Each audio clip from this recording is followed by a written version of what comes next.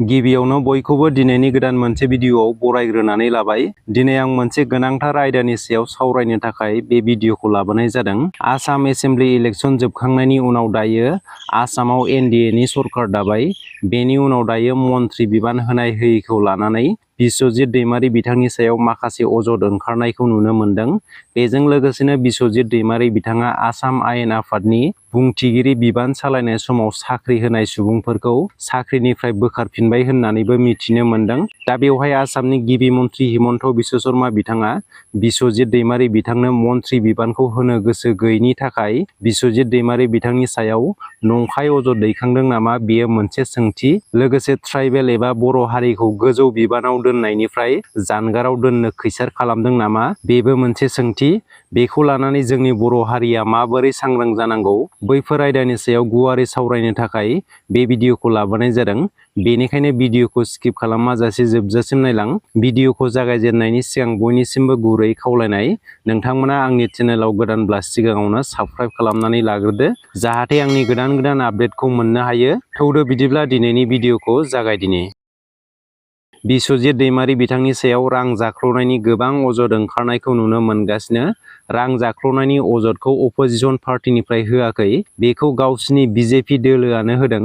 दा बेयो थारैनो साननो गोनांदि गावसिनि पार्टिनि एमएलए खौनो रां जाख्ल'नायनि अजद होनाय, दा बेवहाय माखासे खैसार थानो हागौ नामा साननो गोनां। एमएलए अखिल गगৈ बिथाङा बुंदोंदि बिस्वजित दैमारी बिथाङा मन्त्रि बिबानखौ नागिरनायनि थाखाय गिबि मन्त्रि हिमन्त बिश्व शर्मा बिथाङा बिस्वजित दैमारी बिथांखौ गाज्रि मुं सुजानायखौ लुबैदों। मानोना गिबि मन्त्रि हिमन्त बिश्व शर्मा बिथाङा बिस्वजित दैमारी बिथांनो मन्त्रि होनो गोसो गैया।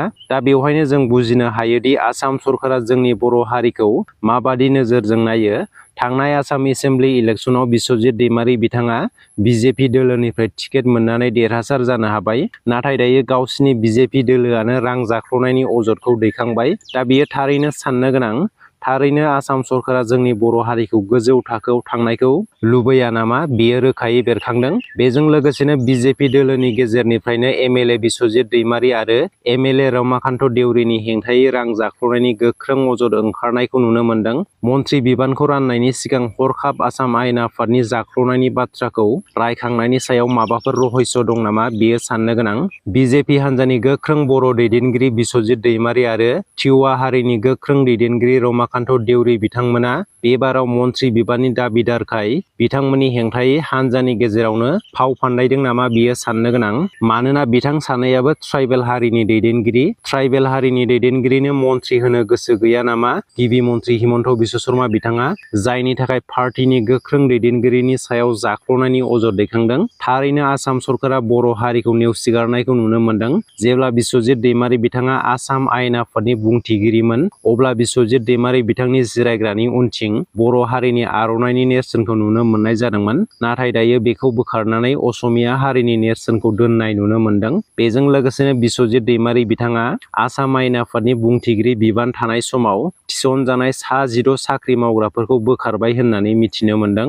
अजद दैखांनाय बादिब्ला जेबो नेमखान्थि गैयालासे बैसोर सा 16 सुबुंखौ साख्रियाव थिसनदोंमोन। थारैनो बेवहाय बिस्वजित दैमारी बिथांनि सायाव माखासे षड़यन्त्र खालाममारदों नामा, बेयो साननो गोनां। जुदि बिस्वजित दैमारी बिथाङा मन्त्रि दाबि खालामामोनब्ला बैफोर अजदफोरा ओंखारनाय नङामोन नामा, बेयो मोनसे सोंथि। बैफोरखौ नोजोर बोयोब्ला जों बुजिनो हायोदि जोंनि बर' हारिखौ आसाम सरकारा बिमा बाथुलनि नोजोरजों नायबोगासिनो। दा बेवहाय जोंनि साफ्रोमबो बर' हारिनि दैदेनगिरि आरो साफ्रोमबो बर' रायजो राजाफोरा बुजिनांगौनि सम फैबाय। जोंनि बर' हारिखौ गुबुन हारिया माबायदि गादबनानै दोननो नाजागासिनो। आथिखालनि समाव जोंनि बर' हारिया सांग्रां जानो रोङाब्ला फैबाय थानाय समाव बर' हारिया गुबुननि आथिं सिङाव थांनो बारा गोबाव सम नांला। नाथाय बे समावबो जोंनि बर' हारिनि गेजेराव राजखान्थिखौ लानानै गोबां नांलाय खमलाय, दावराव दावसिखौसो नुनो मोनगासिनो। बेयो जोंनि बर' हारिनि थाखाय जोबोद दुखुनांथाव बाथ्रा।